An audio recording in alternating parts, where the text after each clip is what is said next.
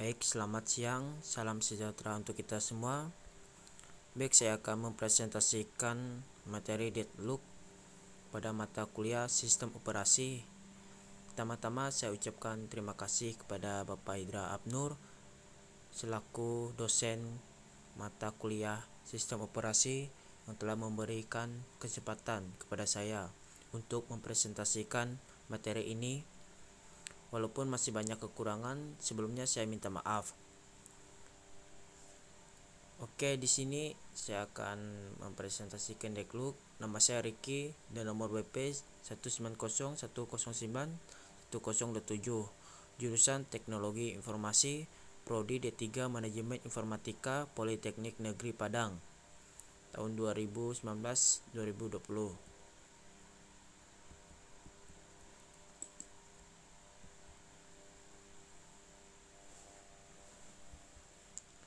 Yang pertama, menghindari deadlock. Pada sistem kebanyakan permintaan terhadap sumber daya dilakukan sebanyak sekali saja. Sistem sudah harus dapat mengenali bahwa sumber daya itu aman atau tidak terkena deadlock. Setelah itu harus dialokasikan. Ada dua cara, yaitu yang pertama, jangan mulai proses apapun jika proses tersebut akan membawanya pada kondisi deadlock, sehingga tidak memungkinkan terjadi deadlock karena pada saat akan menuju deadlock, proses sudah dicegah. Yang kedua, jangan memberi kesempatan pada suatu proses untuk meminta sumber daya lagi jika penambahan ini akan membawa kita pada suatu keadaan deadlock. Selanjutnya, status aman dan tidak aman. Yang pertama, status aman atau safe state. Suatu keadaan dapat dinyatakan suatu safe state jika tidak terjadi deadlock dan terdapat cara untuk memenuhi semua permintaan sumber daya yang ditunda tanpa menghasilkan deadlock dengan cara mengikuti urutan tertentu. Selanjutnya, status tidak aman, unsafe state. Suatu state dinyatakan sebagai state tidak selamat atau unsafe state jika tidak terdapat cara untuk memenuhi semua permintaan yang saat ini ditunda dengan menjalankan proses-proses dengan suatu urut. Dan di sini terdapat contoh atau foto. Dan seperti inilah modelnya.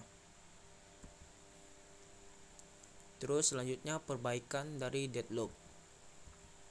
Yang pertama, terminasi proses. Untuk memperbaiki deadlock dengan terminasi proses dapat digunakan salah satu dari dua metode di bawah ini.